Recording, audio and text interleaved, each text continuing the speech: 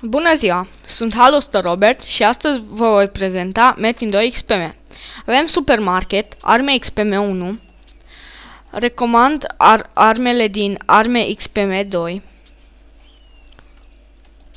Supermarket 2, accesorii, toate 5KK, la fel ca și armele și armurile.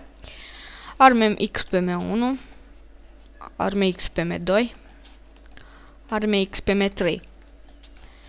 Supermarket 1, aici avem armuri XPM, recomand armurile astea, acestea cu alb,